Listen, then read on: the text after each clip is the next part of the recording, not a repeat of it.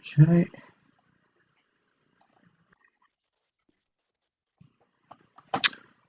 Hello, welcome to another Zoom meeting and podcast of Here's Tom with the Weather, where we investigate the plethora of higher powers that populate the vast universe of 12-step recovery, where alcoholics and addicts can riff out on steps 3 and step 11 as prescribed by the founders of AA, who encourage us to find some kind of higher power as long as it's not us. And we speak to people with all manner of higher powers, from those who might be atheists, Sufis, agnostics, Christians, Jews, Buddhists, followers of Islam, Hermetics, paganists, non-duality, you name it, we'll take it. We leave no stone unturned. It's our aim to promote understanding and open-mindedness so that alcoholics and addicts can find a higher power of their own to stay sober and carry the message. We promote tolerance and empathy for folks who might just have different spiritual practices than we do. And for us, it's all about live and let live. And please remember that this is not an AA meeting or a 12-step meeting. It's just a Q&A and a discussion about some people's version of whatever their truth might be. And just a couple of quick messages before we go on. I just say this is our first episode back after a bit of a summer break. And then before we introduce our guest, just to let you know that we have a website. So I invite you to go to htwtw.com. And also, we run this podcast for free, and so we welcome any contributions via PayPal at gilwriter@hotmail.co.uk. That's GILWRITER at hotmail.co.uk. And anyway, as I was saying, sometimes we speak to seekers, to gurus, and people not necessarily in 12-step recovery, and that's like what's happening today. We're talking to Scott Kiloby. How are you, Scott? I'm good. How are you? Very well, thank you. So just a bit of a quick bio. This is something that I've taken off your website. Scott Kiloby is a noted international speaker, well-respected enlightenment, non-duality teacher who's helped thousands of people all over the world. He's an entrepreneur, creative spirit, and a prolific author of 7 books that simplify and demystify authentic spiritual awakening as it is taught in the East. Scott's broken new ground in a number of areas, including being the co-founder and owner of the first 2 treatment centers in the US that focus primarily on mindfulness and non-dual awareness as the central path to freedom and recovery. It's the Kiloby Center for Recovery, his day treatment, and the Natural Rest House, which is a 24-hour care facility. Scott has been described as an innovator in the addiction field and developed the new model of recovery, which contains a zero tolerance for shaming, judging, or punishing people, whether they're using or not. Instead, Scott focuses on showing people unconditional love and using the Kiloby inquiries to heal their pain that drives the addiction in the first place. And this has been the central key to the success of Scott's work. And if you want to find out more, go to www.kiloby.com. So that's a lovely little bio there, Scott, and it's so great to have you here. And just to give you a bit of background, there was a guy called Josip, I think he's from somewhere in Europe, and he kept on hassling me in one of these podcasts. He said, you must get Scott Kiloby on. And I've had a couple of people saying, must get Scott Kiloby on. So thank you very much for joining me. It's a great to have you here. Now, just to clear up a few things, when I told people that you were coming, I've been sort of telling people over the last week that you were coming on, and I got a few stern fingers saying Scott Kiloby isn't a proponent of the 12 steps. He doesn't like 12-step recovery. And from what I gather, it's not necessarily you're against 12-step recovery. You're more about it complements 12-step recovery. So would I be right in saying that you're not against 12-step recovery? It's just you're adding another dimension to it, as it were. Yeah, I'm taking so 12-step first of all saved my life, to be honest with you, because without it, I don't know where I would have gone at that place in my life. It was the only thing that did save my life. But what happened is that I got into it. What I needed was for myself a little bit more trauma healing. I started to find out because I was holding on to some old traumas and I wasn't able to get to them. And some other things were happening for me. So I went on a spiritual search and found out, there's life outside the 12-step, there's other traditions. And I started to pick up some of those practices. And I see now that the 12-step is just like, that was a necessary place for me to go where I'm at now. And what we do now is, it's like, that's not against that at all. It's more like saying that doesn't resonate as my recovery approach, but many of the people that work with me come from that. And so they're part of that. Just personally, but I'm not against it at all. The way that I see it is like, however you can recover, go for it. That's the truth of it. Yeah. Okay, yeah, and that's what I suspected through reading it, and I have to say I've listened to quite a lot of your recordings over the last couple of years as a seeker, and I found them really really great. So thank you very much for all the work that you're doing and all the YouTube stuff that you do go on. There's a bit of a plug for you. So can you just take us back, and I just want to take you. Can you just tell us about how you got into recovery and what your poison was, how long you've been clean and sober, as it were. We're speaking in that kind of language, and how it led up to how you came into 12-step recovery in those early days. Yeah, I think it all started when I was a kid growing up and discovering that I was gay. I was also bullied, as other people discovered that in elementary school. So pretty ferocious bullying there in 4th, 5th, and 6th grade. So that started me out on a path of trying to medicate that, like the feelings and the shame of that. I didn't know I was doing that. But for 20 years, I was in active addiction, starting out with marijuana, the usual progression, alcohol, and then I'm going to try cocaine. That's nice. And then I'm going to go to so painkillers became my drug of choice in the end. Thankfully, I never tried heroin, but I used to swallow painkillers like 8 pills at a time, just every 3 or 4 hours, heavy painkillers. And that continued for at least 14 years and got progressively worse. And then I was an attorney, actually. I was 3 years into being an attorney, and I was in the worst of my addiction, which is a crazy place to be. Here you have your own law practice, and you're completely immersed in addiction. And I just remember like opening my drawer of my law office one day, and even before I heard the 12-step phrase, like 1 is too many and 1,000 is never enough, I had not heard that yet, but because I hadn't been to 12-step. But I opened up the drawer and I saw 1 pill, and I thought, in my own way, was like, that's not going to do it. But if I order a whole bunch more, that's not going to do it. And so I came to that point where, and I can say it now with a smile, but I was in a lot of pain, emotional pain, like on my couch, like a little baby, crawled up, moaning, crying for help. My brother came in. He was a 12-stepper, took me to meetings. I met a lot of great people, and that started my spiritual search. That's the great thing, is that 12-step really started my spiritual search. I'm very grateful for that, because that took me where I needed to go. So that's the short version. Yeah. So there's more on that after that's kind of the story leading up. So you weren't a seeker. So you're not. There's obviously different kinds of people, but you weren't a seeker from way back. It came about when you got clean, sober, however you want to say it. That's where your spiritual journey started. Yeah, well, I remember being like clean for 2 weeks in college. And as soon as I stopped using drugs and alcohol for those 2 weeks, I became interested in enlightenment. I was just like reading about this. And then I started using again, and I just put those books down. So then when I stopped using again, the seeker in me must have been there the whole time, because as soon as I put it down, I started becoming interested in spirituality again, very naturally. And I got that bug, that seeker bug, that makes you like, many of you may know it, the spiritual seeking bug definitely got a hold of me at that point. I think there's a few of us here who know what you mean by that. That's for sure. Yeah, that's why we're all here, pretty much, I would think. I've just loved in your bio there, and I don't want to sort of jump too far ahead, but I think there's a lot of people interested here, and you mentioned about enlightenment, and I've heard you speak about enlightenment, and from what I can gather, and I like the way you spoke about different levels of enlightenment, and I don't know what that means. But can you tell me what enlightenment is, and are you somebody who describes themselves as being enlightened? Are we all enlightened? How does it work? I don't normally call myself enlightened. The word that I use, it actually points to the Eastern traditions that talk about recognizing that you're not the ego, you're not your thoughts, you're not the feelings and sensations. These things are coming, they're temporary. There's something prior to that that's awake to it, but we don't recognize that. We could call that awareness or presence, but we're conditioned from the time we're little to buy into all of our thoughts and past and the future and construct this self out of it. Well, all my life, I thought that's who I was. And then as I picked up these practices and started to question that, I recognized that's not what I am. And that what I am is this awakeness underneath. And that wasn't just an intellectual thing.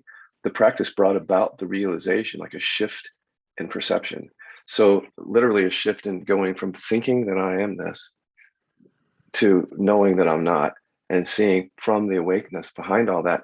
And then once that happened, that stabilized. But then I had to do some work after that, which I can talk about. But that's the realization, the non-dual realization essentially is waking up from who you're not, who you've taken yourself to be your whole life, which is where all the suffering is, and that that right there. Yeah.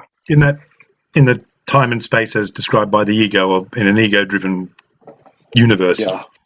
Without putting too fine a point on it, I guess. Yeah. I just want to just go back a little bit.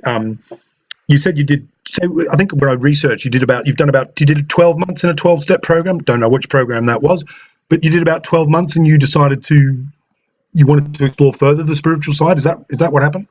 I was in for about 5 years. And for 5 years in the 12-step program, the last 2 years I was really seeking, even outside the program. So, and then about the 5-year mark is when I started to pick up some more of the non-dual practices and kind of left the 12-step program at that point. In terms of the timeline, that's how it happened. Yeah, but I was really involved in the 12-step. Like they used to call me the poster child because I was the service guy. I was the, head of hospitals and institutions and all that. So I enjoyed it, but just the seeker in me just kept going and looking for whatever it wanted or needed. And that was my path. And I wonder, this is something that we touch on occasion in this meeting, is how that was received when you started to talk about those kind of spiritual elements in meetings. Did you find yourselves being pushed aside or pushed out? Did you feel, or was it just a personal thing you decided to sort of leave? Were you pushed out, or was it a decision on your own to leave?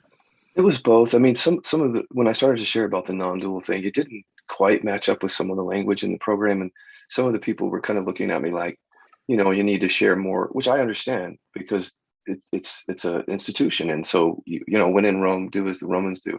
And here I was learning and having other insights, and that maybe not have been the best place to share that, And so I learned that I can go and just speak and do what I want. I don't have to, I don't have to like conform my speech to the 12-step, and I don't even have to create a big division between me and them. It's just, you just move on, There's a lot of people move on from the 12-step program, and some don't, but it's just what happened for me.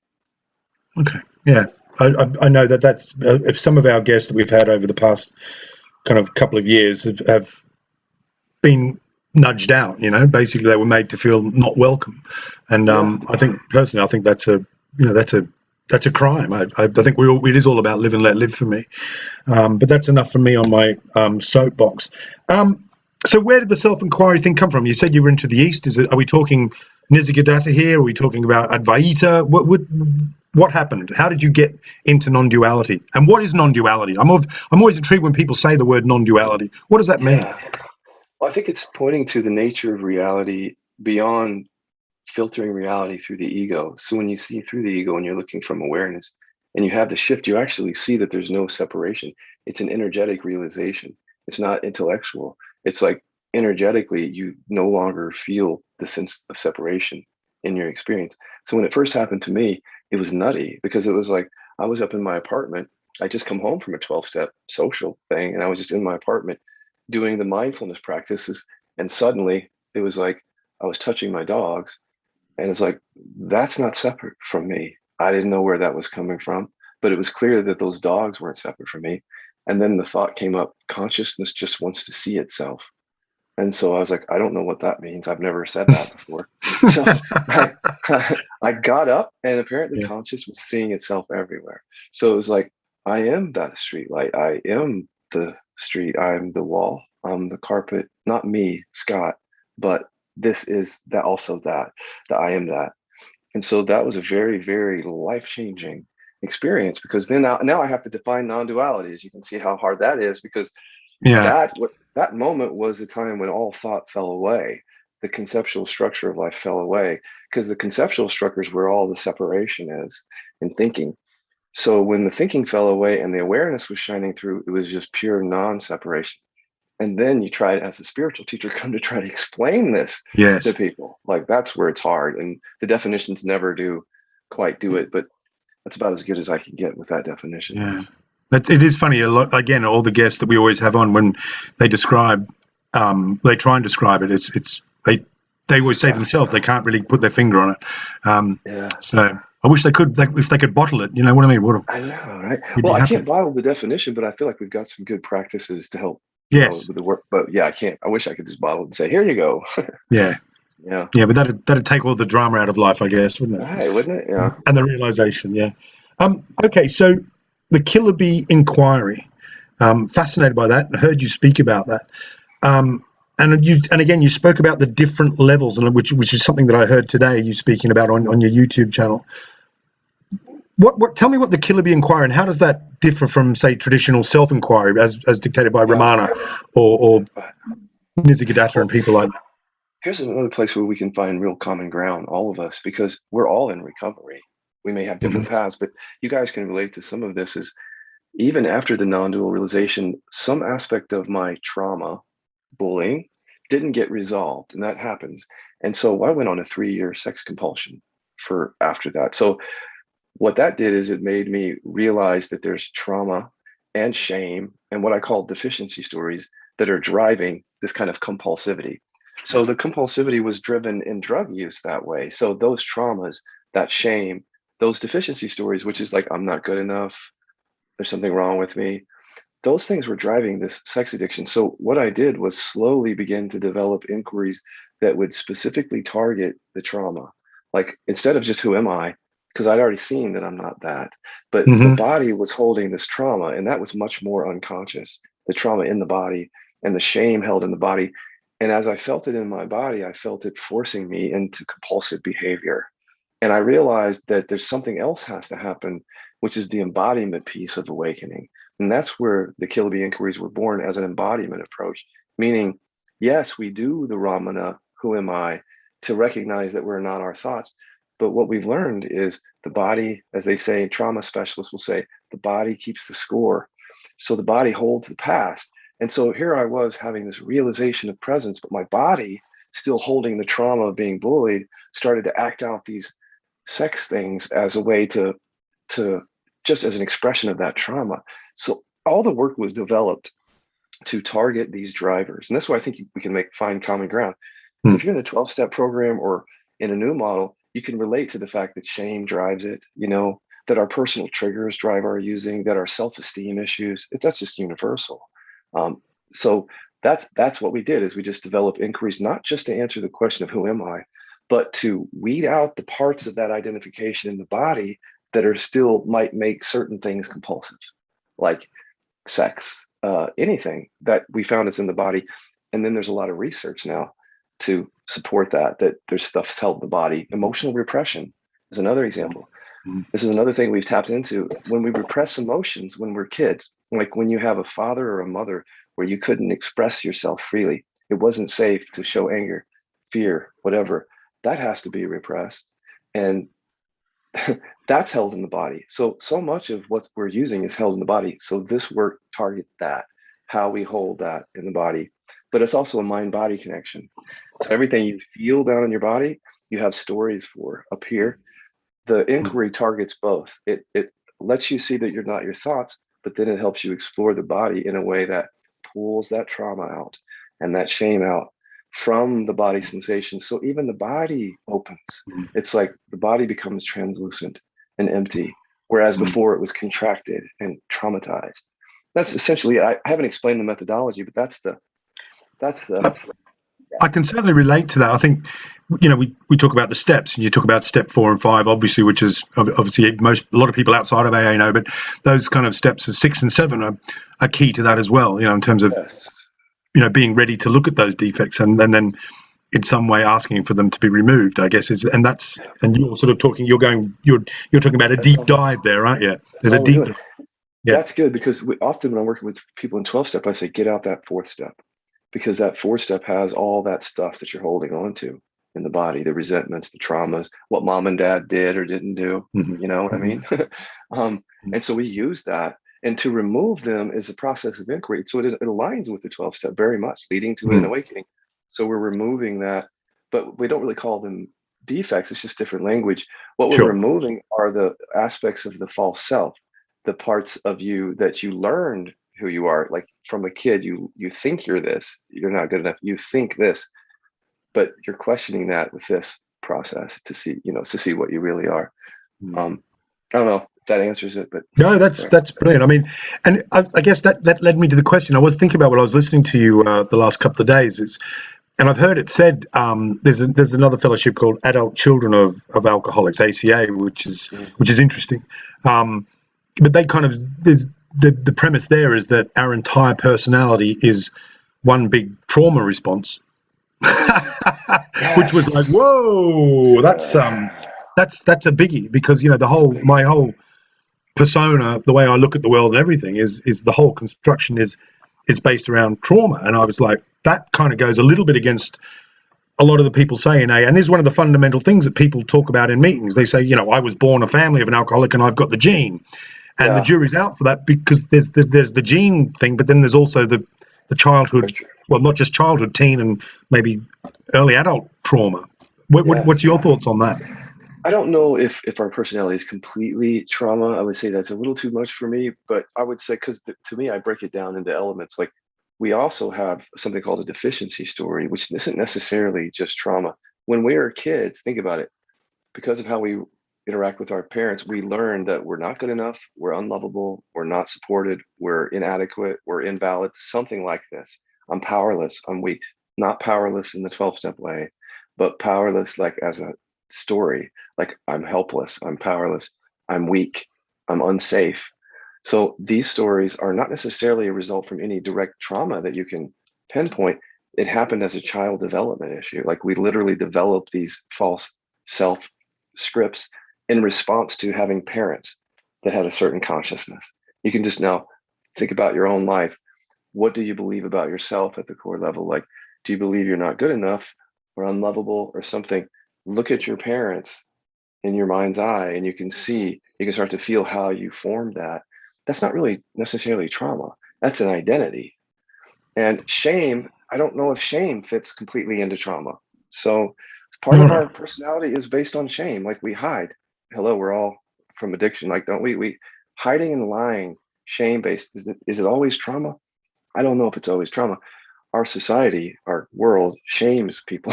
That's just what we do. And shame is a part of our reality. But all these things, to me, shape who we are.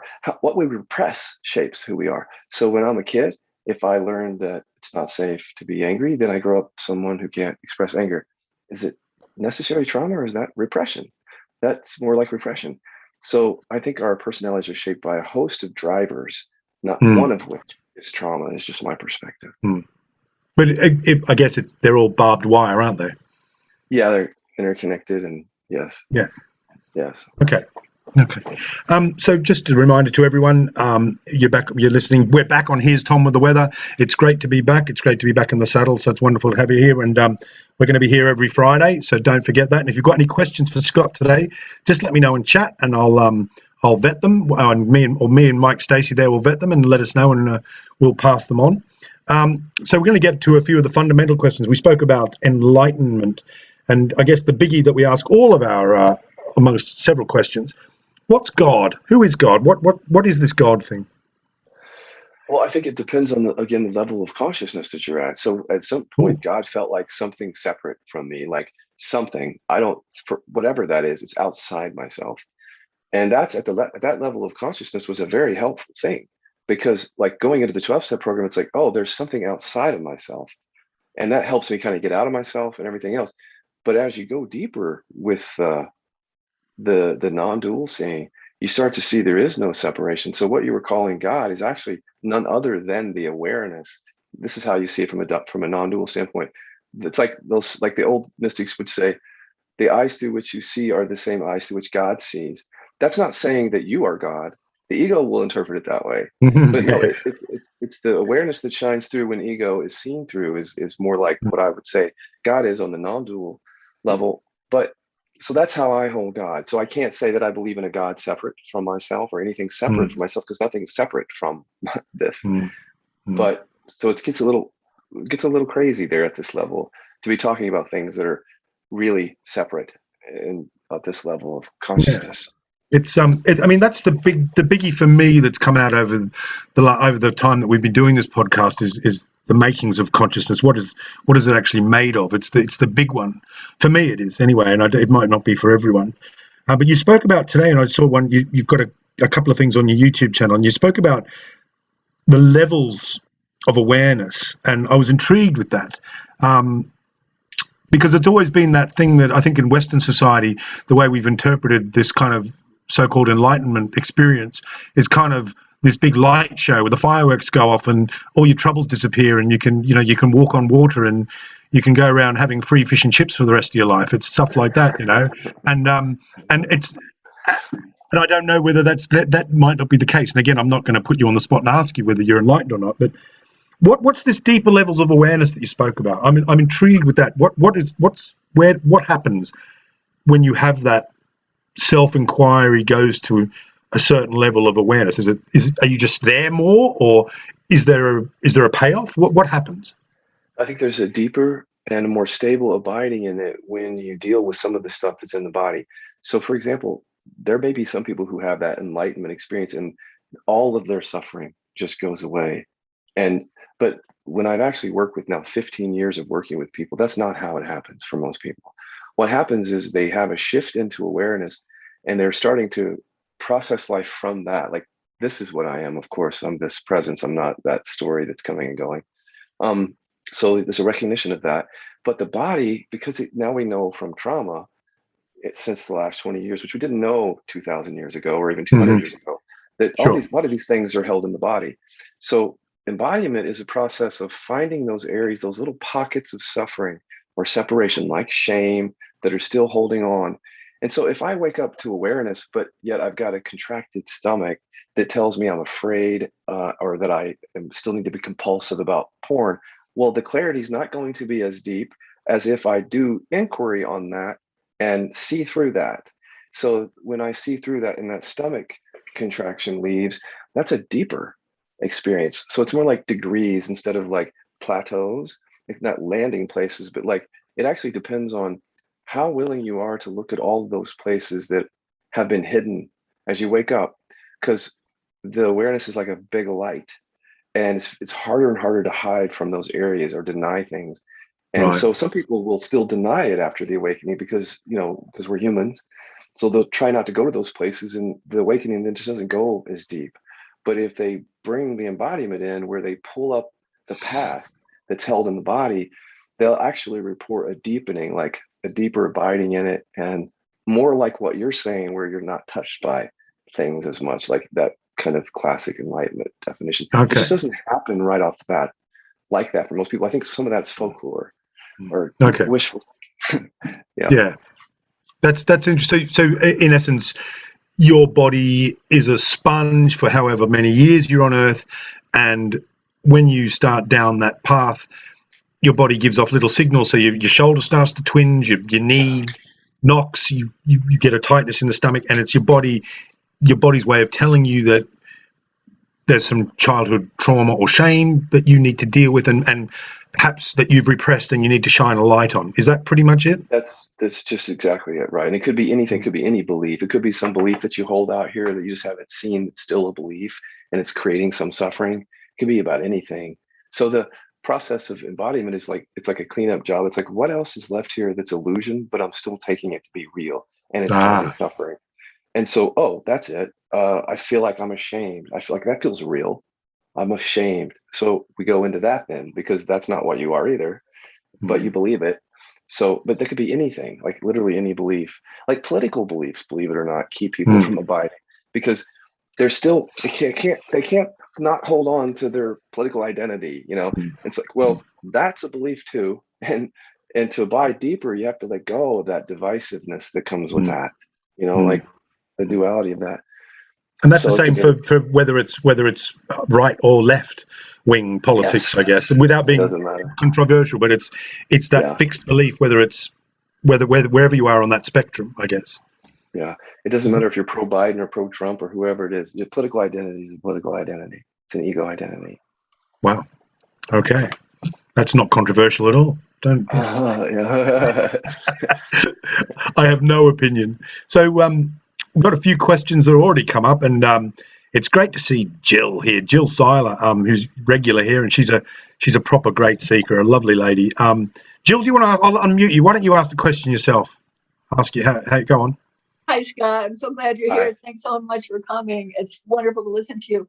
And it's also deeply disturbing because, like, I was thinking pain is associated with trauma. what you're saying. And you talked about techniques to investigate that.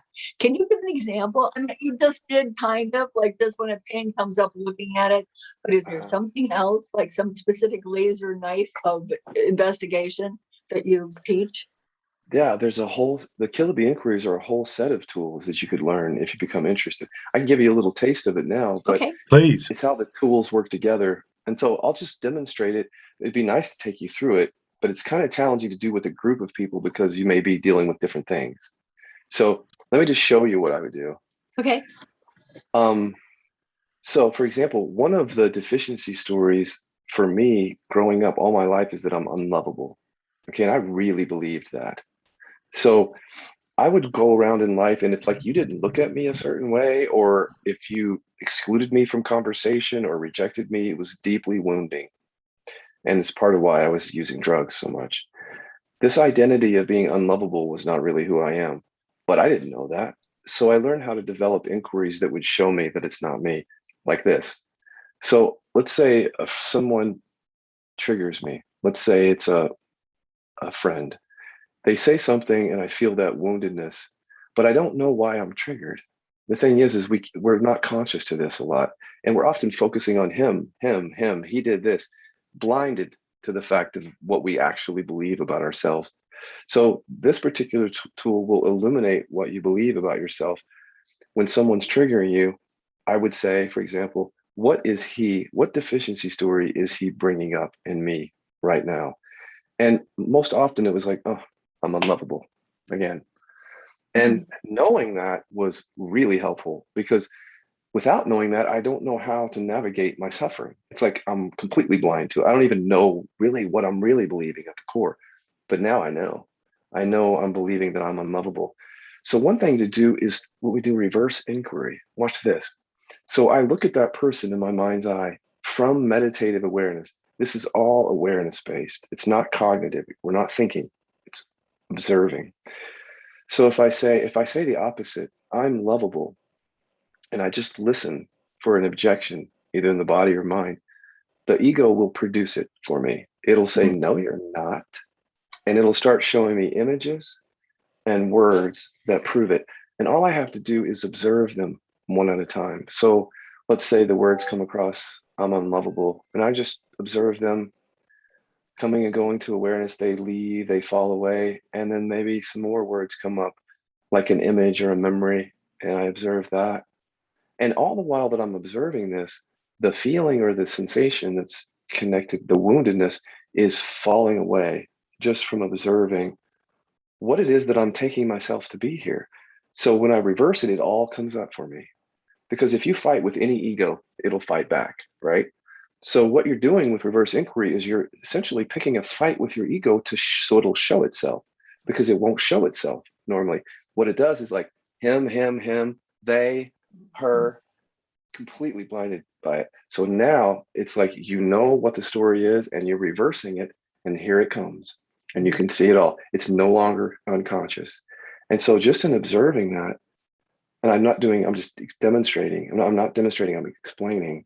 But just in observing that and coming back to that every time I'm triggered, that story does not arise for me. It never arises anymore. So somebody could say something and just like nothing, like where it used to be like, oh, and that came from just observing and allowing everything to dissolve.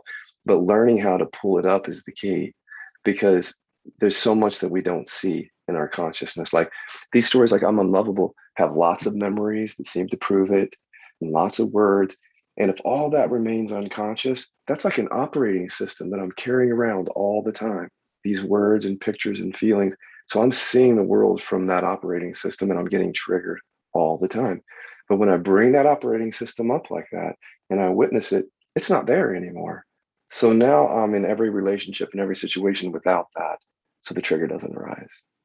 Now, it's not an overnight thing. You have to stay with it for a while because it's a deeply core story. But that's essentially how it works. I mean, I could take you through it, but it would take like 20 minutes to really show it to you. I don't mind. But yeah, I don't want to take up the whole thing here, but I really get what you're saying. It's so interesting, like about going to the core of the thing. I had period in my life where I broke out into hives, burning hives all over. I was like, it was like 20 years ago, and I had never had that before. And like for 3 years, like somebody would honk a horn in back of me, or I would just like get shocked, and I would have these hives all over my body. And one night, some stupid little thing had happened. Nothing. And there I was covered in welts all over me again. And I thought, this is ridiculous. Why is this happening? And I went in my mind, where did it start? Where's the first time I remember this happening? And just in that memory, which is now you're talking about emotional trauma, but just in that memory. So if it worked with something like I remembered where it happened, I remembered the shock and the trauma of the moment that the cockroach had flown across my nose, which had started it.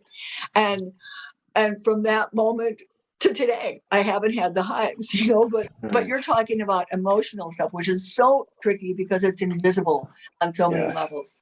Yes, so yeah, but invisible. I'll get with you privately because I'm sure there's a barrel of work I need to do. Just, thanks, Jill. Jill, and just remember, it's Kiloby.com. So just go there, Google Kiloby, and his website's there. And there's loads of stuff on YouTube, which I thoroughly recommend to anyone who wants to have a look at it. It's wonderful. Cheers. Thanks, Scott. And got another question from Brisbane, Australia. It's very early in the morning, Scott. It's our mate Joe S. in Mullaney in Queensland. Joe, you got a question for Scott? I do. Thanks, David. Scott, lovely to see you, matey. Lovely to see you. I always say this. I understand where you're coming from. G'day. I understand where you're coming from, but sometimes I can't explain it because I'm in that place. I'm in that place you're talking about. So when David said, because I forgot about the questions, and when David said it, I was sticking away from what was going on in my head, and then I let it come. And what came out was so we're all parts of the same whole, and our reaction to this is who I am. Is this where you're coming from? A reaction to what? So my reaction to the fact that we're all a part of the same whole, and we should all be vibrating together because we're all the same. We're all a part of it, it. And then my ego, like you said, is fighting all of these other parts because I want to be better than that, and I want rather than going integrated to the whole lot. You know what I mean? Love itself. Yes. So another way to say it, I like the way you said it, but is that yes, in order for us to have a separate self-identity, we actually have to react to everyone in relationship. Starting with our parents, we have to define ourselves against them, against everyone else. And deficiency stories are how we compare ourselves. And that's how we stay feeling separate. So if a bunch of people are around me and I'm comparing, he's better looking, she has more money, I'm not, here we are defining a separate self through that deficiency story. And then trauma is the same way. It's a response to life, to something in relationship. Caregivers who were not there for us or who abandoned us, we had to respond to that. And we created part of our separate self-identity from that trauma response. So almost everything about this, the false self, is created in relationship as a response, not your original state, your original identity. It's a response to life, to relationship. So that's well said. Yeah. Yeah. So all of that what you're talking about is me. Yes. So if I start pulling all those little bits away, there is no you. Little bits away, I'm left with it. There is no you in that because there is no you to begin with. All you have all these little thoughts coming through, and it's fooling you into thinking that you're a separate, long-lasting past and future entity. But when you look at it, it's actually just a series of thoughts, one after the other. And between the thoughts is the awareness. You first recognize it that way when you're observing. A thought falls away. If that was you, why are you still here awake as the thought falls away? So then what is that that's awake here even when there's not a thought? As the more you visit that, you recognize that's your true nature.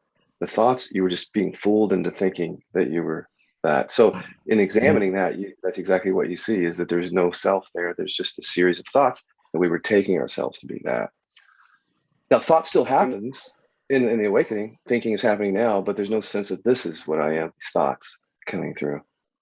It's the awareness that's here with you. And the awareness is between two thoughts. So if you don't think. Yes. That's the first way into it, is without thought, it's more obvious. But even as you go deeper, you start to see again that the thoughts are peering to it. So the awareness never leaves. It's always, the presence is always here. The thoughts are coming and going. So even when thoughts at a deeper level, you see that thoughts are just, they are the awareness too, taking form. It's like they're the presence taking form for a moment, the form of a thought of a mountain, and then the disciple, So that's seen too, that the awareness is here whether there's thinking or not, is what I'm saying. Beautiful. Thanks, Scott. Thanks, Joe. That's great to hear you as well, Joe. Thanks for getting up so early in the morning. Comes here every day, every time we're on a Saturday morning in Australia. So it's good to see you, Joe. And he just led me on to something. I've heard we've had several non-duality people here, and one of the things that one of them said once was that the universe and everything that is living in my head. Can you explain that to me? Does that make sense to you? Yeah, it does. Because the world that we see is a product of how we're conditioned. How, just like we've been talking about, we're conditioned to think and believe certain things, programs in our mind, concepts. And those concepts are actually, they paint the world that we see. This is why two people can sit next to each other and look, for example, at Donald Trump and see completely different things. That's because there isn't any objective Donald Trump.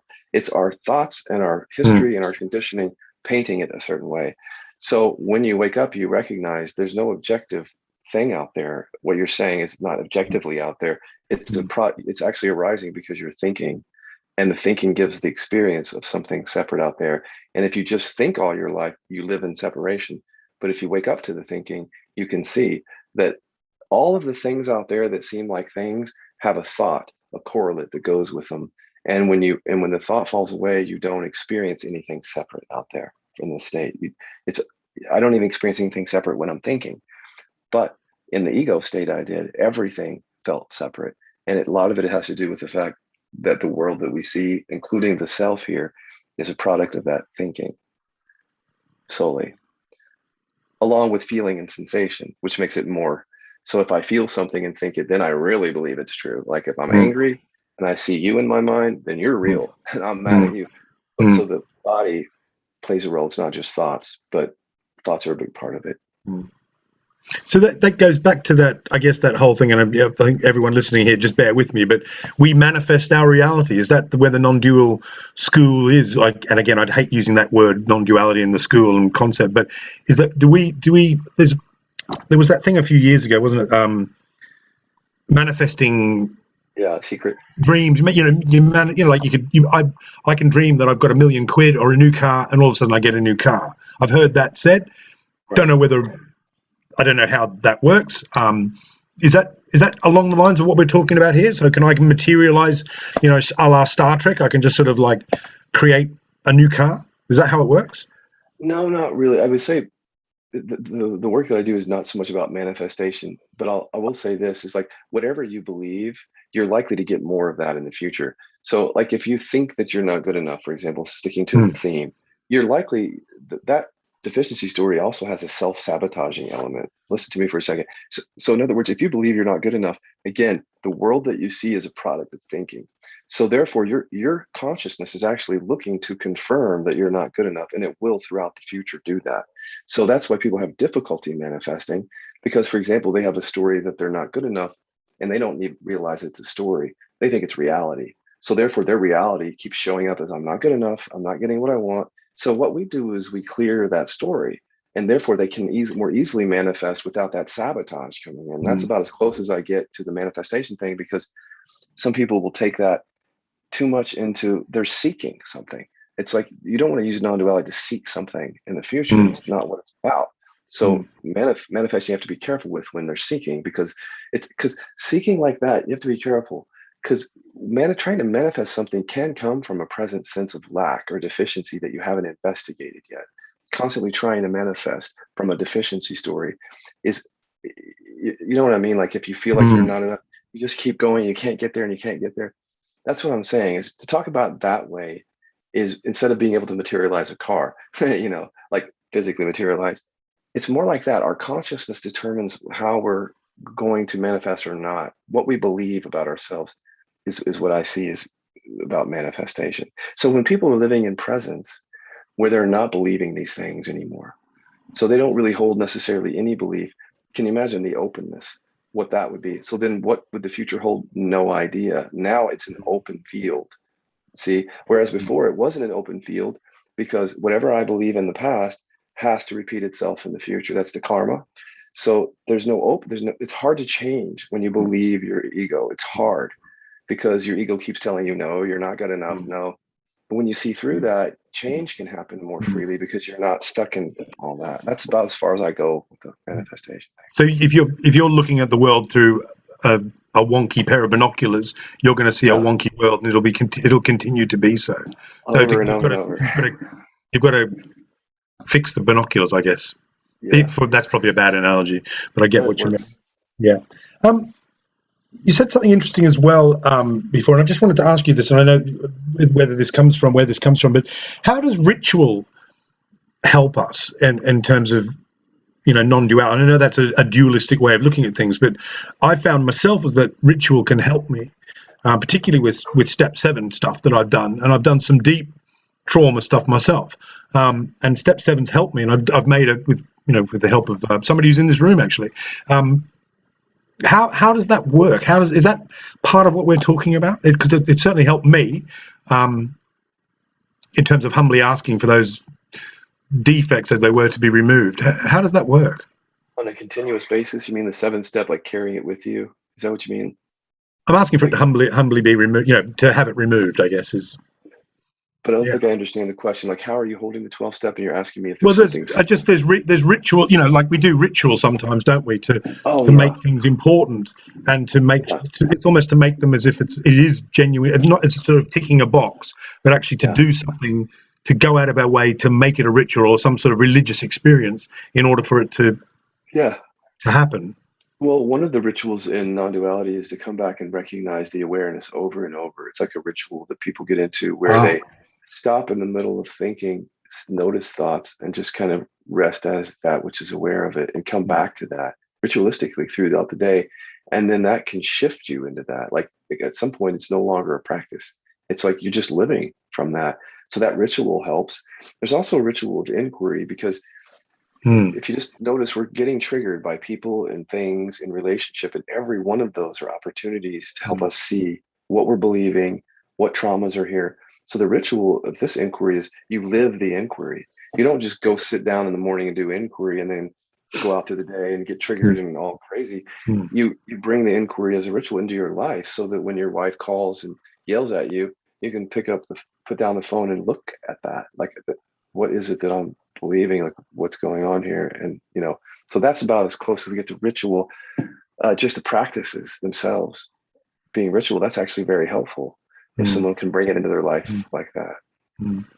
I guess I've been remiss actually, because there may be people here who don't actually understand what that word inquiry means. I mean, my understanding is self-inquiry, as I say, was by Ramana Maharshi. Could you, and who came up with, who am I guess is the question, isn't it? That the great sage Ramana and people before him they've asked that question.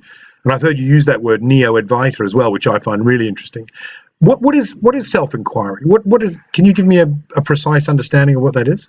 It's everything that Ramana says, and then we add something to it. So Ramana's style is brilliant because ultimately self-inquiry is just that. You're inquiring into who or what you are. So that's part of what we do for sure. But what we've done is we've modernized it, because now after Ramana, we've now learned that trauma is held in the body. We have science now more than ever.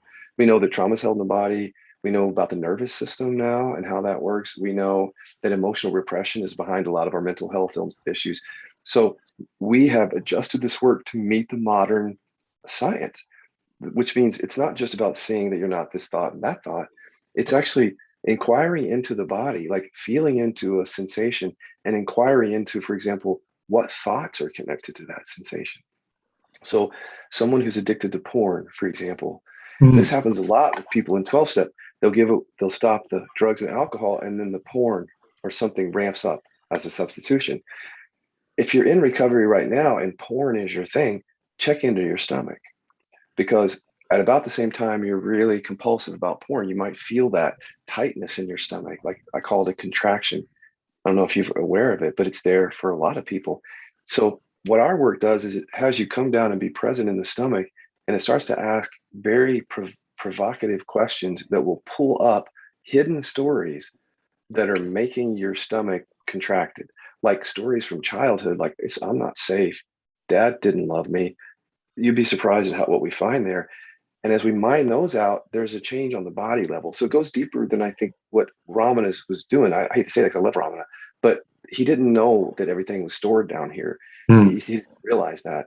He didn't have the science. We have it now. And so our inquiry goes into the body much more than I think his does. Does different forms of addiction affect the body or are manifested in the body in different ways? Is the porn the stomach? Is heroin your shoulders? Or how does it work? Or is it the same thing? Is it, because I guess that's one of the fundamental questions. And there's people in AA who still won't welcome drug addicts to AA meetings. There's if as soon as you introduce yourself as an addict, you're like, it's like get the it's like Frankenstein being chased up the castle and falling out. There's a lot of burning. Well, most of the contractions involved in addiction, we find them in the core. So, for example, with things that are oral, like tobacco or food, there might be a throat contraction. So the emotional stuff, when they were a kid, they couldn't speak perhaps, and the energy just gets stuck there. And so it's a contracted sensation. And then they find that certain addictions, oral in nature, will soothe that. They don't know they're doing it.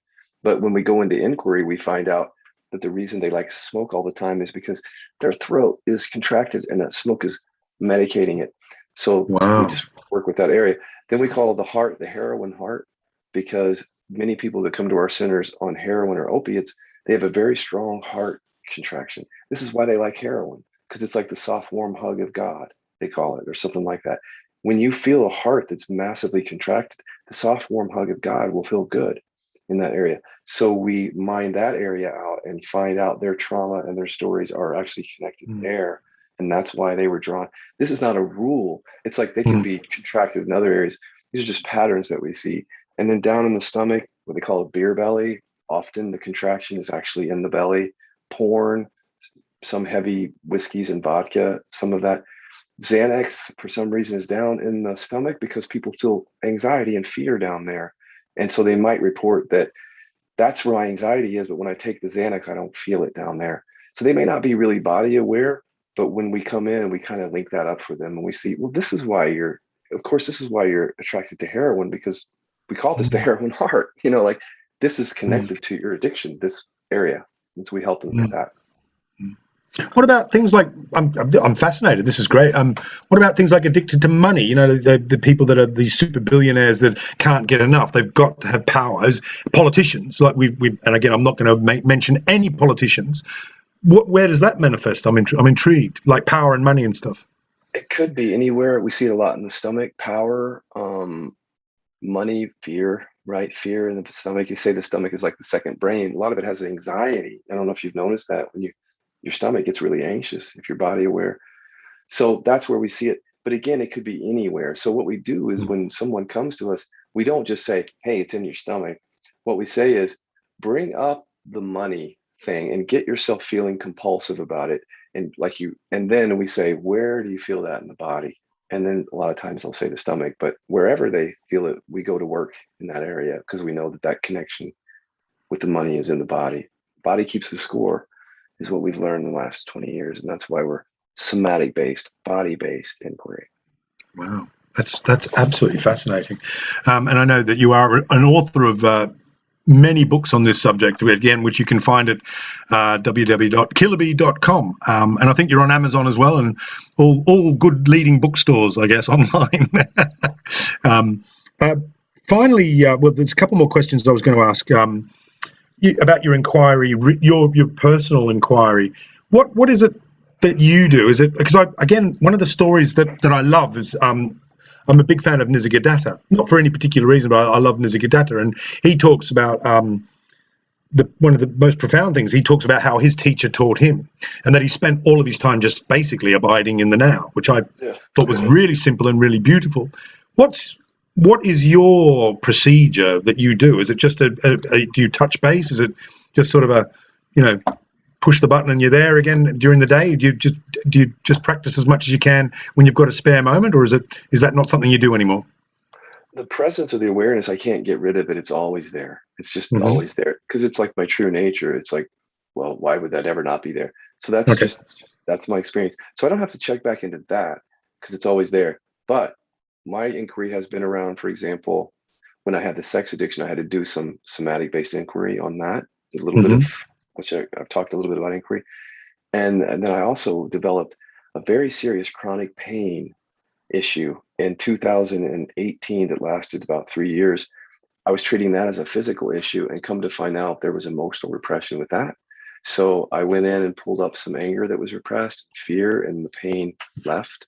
So the inquiries are used as needed in terms of if there's something being held onto, but a lot of times there's no inquiry being done, just living in awareness, living life without a lot of solid practice on that. It's not something that's really up for me, like with the chronic pain. I had to do quite a bit of inquiry on that. Because I heard you say you don't particularly meditate. Meditation's not a thing that you do. It's that I guess that was the point of my question, is that you're not a big meditator. Well, for me, I started out meditating, but then I realized I was an attorney at that time. So I'd meditate in the morning. I'd find that calm abiding. And then I'd go to be an attorney and be like, all hell would break loose. The Sure. judge calling me, clients upset. So, and then I go home at night and go back to my meditation. See, but what I recognized was that's not how you really wake up. I mean, not for me, because you have to bring the awareness into life. Like when you're on the phone with the judge, resting as that awareness, when you get that phone call, looking and noticing that you're not. So I brought it in. And once you bring it into your whole life, you then don't make a big deal out of meditation practice because life is meditation. I mean, awareness is always here and things are arising and falling in it constantly. You may not be So aware of that. so when you're on the phone to the judge and the judge is tearing you a new one or giving you a hard time or whatever, is that you just simply abide and you go into remote control? You go into default setting? What happens? I just rest as what I am, and I hear and feel. So I'm aware of my thoughts and feelings. So if I don't work as an attorney, but so if the judge is reading me the riot act, what I might see is what am I feeling, and then from what I'm feeling, I might bring up like, okay, what does this feeling mean about me? And then here comes like a story, that I'm buying into that I didn't even know, and just by seeing it, and then it falls away. It's like I'm only going to get triggered by the judge if I believe that. See, by seeing it, I know that's not me. It's like it's just a thought. And so then it's able to abide and hear him. So it's a living meditation. Like it's not like you're controlling anything. In fact, you don't have any control. That's the thing. Is things just arise and fall. The most you can do is be awake to them. So it's just being awake to them, like seeing them. And then in seeing them, you recognize that's not you because they just come, hang out for a while, and they go. But you, the awareness remained. So that's the practice, is just recognizing that in every moment, that I'm not the story. If the story comes up, look at it. That's not me. That's something coming and going in me. And I can just let that be. And then I am the awareness that's here listening to the judge. I'm not the story of the judge is an asshole. I'm not that story. I'm not those words. I am what's awake to the judge, but to the sound of his voice. That's the seeing. Yeah. Yeah, you're not the little commentary. You're just the awareness. Yeah, got it. Great. And Jill's just come back with a great question, and I'll read it. And this is actually it's a really good question. Can this work heal damage, not just pain? Like say, because I know Jill's a big skateboarder. If she fell over and scraped her knee, what is that? Is that some sort of trauma being unlocked and letting her know, or is that just she fell off and scraped her knee skateboarding? Well, I think that just might be a scraped knee. But the thing is that these injuries, for example, can turn into chronic things, illness.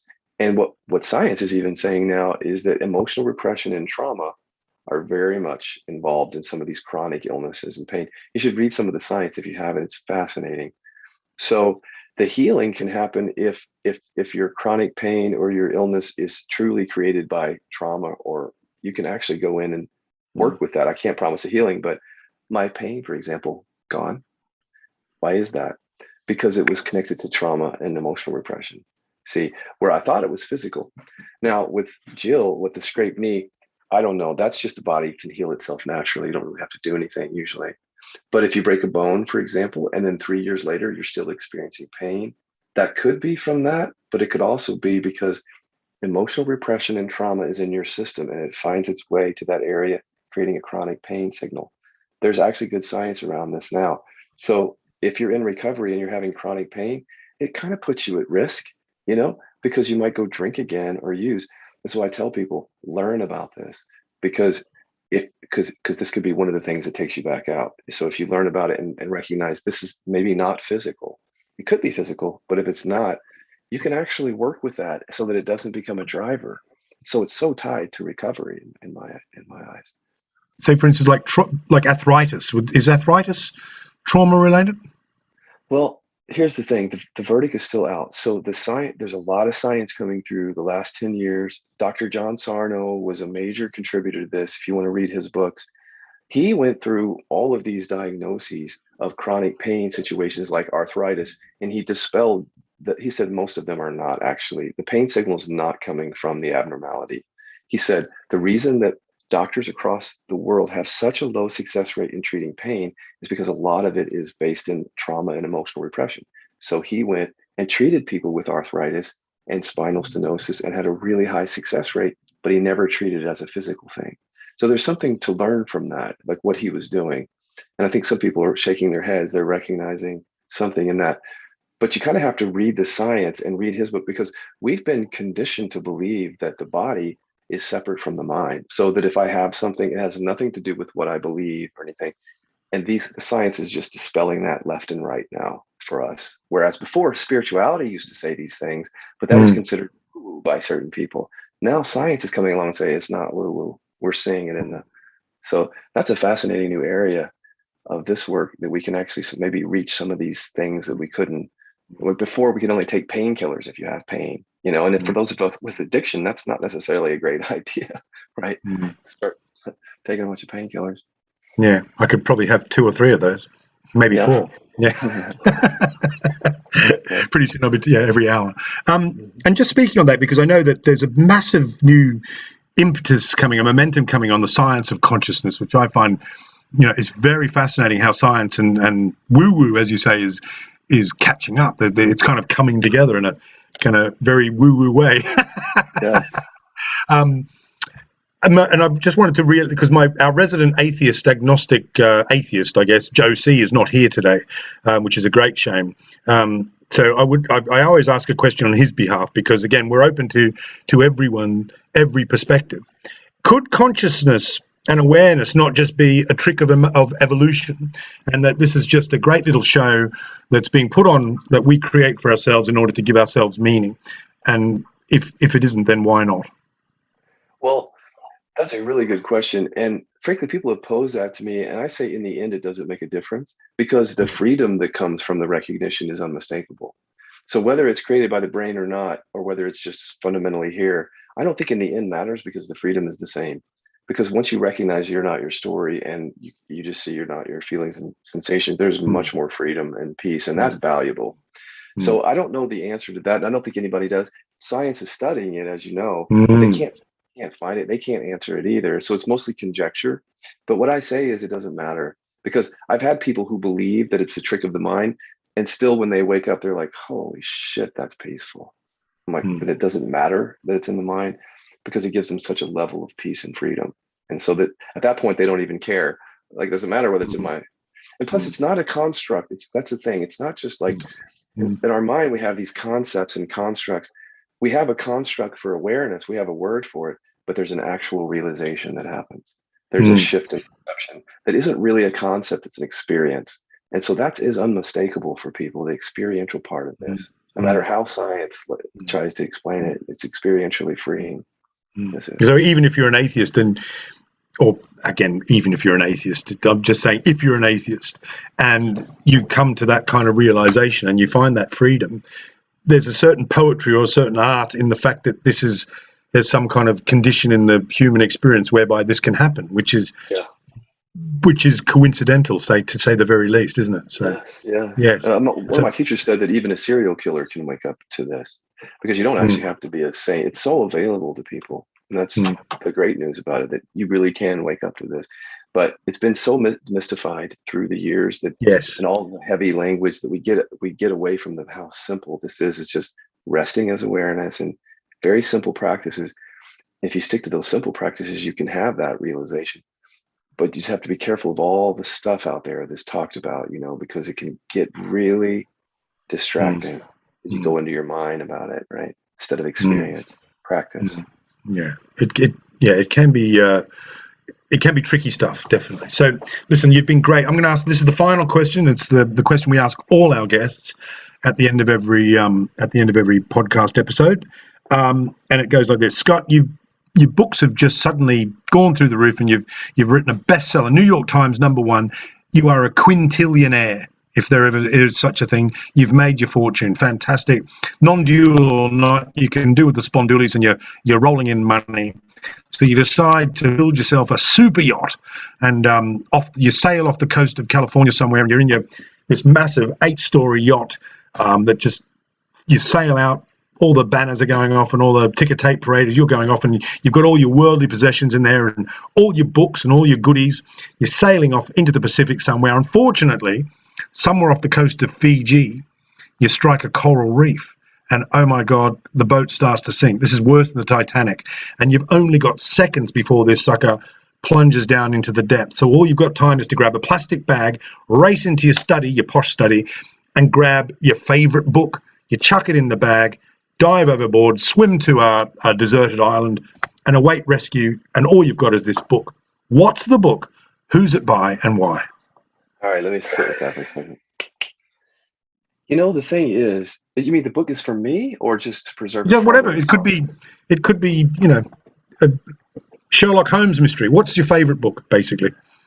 I would say it was probably something from Ken Wilber, like Integral Spirituality. I would be a book that I value a lot. There are other books that are valuable to humanity, but I don't resonate with them much anymore. Like Eckhart Tolle's books are great. But in terms of spiritual books, Ken Wilber would be one that I would say. Say that again. Could you say that name again? Yeah, Ken Wilber, and he's responsible for Integral Consciousness or Integral Spirituality. It's amazing work. And his book, Integral Spirituality, would be one that I would keep. Integral Spirituality. Integral Spirituality, okay. And Ken Wilber, the Wilbur? Yes. Okay. Yes. I think we might have had that, or somebody's answered that before, actually. How old and at what stage did you read that, and how did that resonate with you? Did that help you? Yeah, it did. After the realization, what Ken did is he takes 3 people through the realization that there is no objective reality. And he says, and so he says, look, once you recognize this, you come into integral consciousness, where you never think again that your thoughts are true or that they're presenting reality. You know that it's just a perspective. And so therefore your whole consciousness and way of being is different, because everything before that is like you're fighting for your worldview. Like you think your thoughts are true, your perspective. And you come into integral and you realize that's not what's going on at all. So you stop fighting with everybody, essentially. You recognize everybody's doing this. Everybody's projecting their own world out there, but now you see that it's not objective. And he just clarified that for me, and it just settled into my being and helped me. Wow. Okay, well, thank you very much. There you have it. So thank you very much, Scott, for coming along. Just to say, we do have a bit of a get-together after we finish recording, so if you wouldn't mind hanging around for 10 minutes if you've got time, just to say, I'm sure some of the folks would love to say hello and share a little bit, or ask a question that they're sort of maybe too timid to ask while we're recording. And just to say that we're here every Friday. We're back now for 3 or 4 months for this season, and we've got a whole lot of great guests lined up. Like Scott, and so once again, thank you very much. We'll be here next week. Thank you very much, Scott, for coming along. Anything you want to say before we sign off? Go to Kiloby.com. That was Kiloby.com, www.kiloby.com. All right, see you next week. Thanks very much, everyone. Woohoo! Thanks very much, Scott. Hope you enjoyed that. Thank you very much. I did. Thank you. Yeah, it's great. So, anyone got a question or anything they'd like to say? I mean, Scott, what, you got about 10 minutes? Would that be all right? Yeah. I know you've got to get off 10 minutes. So, anyone got a question or anything they want to, you want to raise your hand in the participants column or slag me off? Please do. I need it. Come on. No? How's Brad? Brad Gregory's come in. I'm glad to see Brad. How are you, Brad? Hi, Dave. I'm good. How are you? Good. Yeah, I'm really well, thank you. Good trip in Scotland. Yeah, great. So, Lebowski here. Jill, do you want to say something? No, she's getting off. Okay. Hi, thank you so much. Good to see you. Yeah, good to see you. So anyone can unmute if you want to say something. John Schiller's always got something to say. John, do you want to say anything? Yeah. Look at that hat. What have you done to your head? What's that thing on Well, your I head? had an operation on my ear, skin cancer, and Oh, wow. they put a big bandage on my head last week, and now the bandage is falling apart, so I have to put a hat on to hold it together because I don't have an appointment with the doctor until Tuesday. So I'm going to look funny for a few more days. Funny as unusual. Wow, I'm going to say that's... I was going to ask Scott whether he had run into Wilhelm Reich in his body work, because he's the first guy that I read back in the 1950s. Several of us, my friends and I, read that, and I didn't, there seemed to be some validity and truth to it, but I didn't experience the effects of that kind of work until 1970, when there happened to be a Reichian therapist living in New York and practicing, and I went to him, and I'll be damned if it was not almost equivalent to an awakening. It was the closest thing that because I did have an awakening experience as a teenager. I didn't know what the hell it was, but I was in that state of pure consciousness. Thoughts had drifted away, and I've been dealing with that for the past 70 odd years. Wow. And, but the body work is really very, very interesting to me. And and Eckhart Tolle talks about it. He calls that the pain body. But he doesn't have a particular methodology for getting out of it. And Reich is the first one. And apparently you've come across a lot of people who have worked on that. But I think that is a crucial thing. And in terms of how do you deal with life after you had an awakening experience, Krishnamurti was one of the first philosophers I read back in the 50s. And he was big on observe, don't think. And that's at the core of the whole transformation that takes place. You have to learn not to honor your thoughts as reality. Right. Yeah. Thanks, John. Yeah. What about that? Really love the talk. It's great. And I'm glad you're frustrated too with trying to get people to understand what this is within the 12-step program. Good on you, John. You're a good man. So, sorry, Scott, did you want to say anything? I'm familiar with that person's work only through people that I've worked with, like some of the people that have worked, like seekers or students, that they know that, but I don't have any personal experience with that person's work. Okay. I was going to ask you one thing I wanted to say, and I was thinking about when we were doing the interview, people who have been adopted, adoption, have you noticed any kind of trauma there? Because I know that there's a big science about, on paper, where people who are adopted, they're brought up in really loving families and they're brought up in reasonably good environments, and yet they can get addiction and they can suffer from alcoholism, etc. Is there any? Have you got any kind of take on that from a non-dual perspective? Well, from our work, it's just the same thing. It's trauma and deficiency stories. So it's traumatizing, for example, to learn one day that that's not your parents. If you learn that, that's a traumatizing event. But more than that, it's deficiency stories with people. So if you grow up, it's a privilege to have a biological mother and dad, and we don't know what it's like to not have that. But when you don't have that, some people interpret that as there's something definitely wrong with me, either because I was given up or I wasn't the first choice or whatever, and they internalize that. And I think that's a lot of what's going on, is that they're deeply troubled inside about who they are because of what happened. And then they take that very personally. Can easily, especially if there's like you say, the gene for addiction is somewhere, that can open up the addiction piece to try to deal with those feelings. That's what I see mostly, is just very deep deficiency stories. But there's also that physiological link as well. And this is only known because my partner's adopted, but there's that whole thing when you're in the womb and you're kind of physiologically linked to, like, say, for instance, with breastfeeding, when you come out, is that there's that certain sort of biological link, and then when you aren't given that breastfeeding, perhaps you're not getting that thing that you're supposed to be attached to in the womb, like there's that link, the the biological link. Yeah. So, yeah. That could be part of it. Like, that could be part of it. That's like pre-verbal, you know, if it happened really early. So sometimes you need other therapies, frankly, to get to pre-verbal trauma, like something like that. There's therapies that are designed for it. We don't actually specialize in like that pre-verbal stuff. We know that we send that out to someone. It's a pretty specific thing. Yeah, it is. Yeah, it's birth canal trauma and things like that. Wow. Okay. Well, listen, I don't think there's any more questions. So, Joe, did you want to say something? I thought you got on mute. I just wanted to say the trauma of disconnection. I'm going to leave. I love you all. Thanks very much for your time, Scott. Yeah. I'll see you later. I'm going to the beginning. Go Brisbane. See you, mate. See you. All right. Well, listen, Scott, thank you so much again, mate. Yeah. And you're welcome back anytime. It's been great meeting you. Thank you so much. All right. Take care, everybody. Good to be with you. Cheers, Scott. Bye. Thanks. All right. Okay, everyone. You enjoy that, Alison? Yeah, it was really good. Yeah. It just shocked me a bit, that adoption thing at the end. But can you hear me? Yeah, I can. Yeah. Are you in France? Yeah, I'm in France. Being not a good enough chef, you know, everyone's better than No, me. you're not. You're a deficient chef, are you? Yeah, I am. You should get some tips off Brad Gregory there. He's pretty good. He's a pretty good chef. I'm told. Apparently, I am really, but in my head, I'm not. Oh, really? Yeah.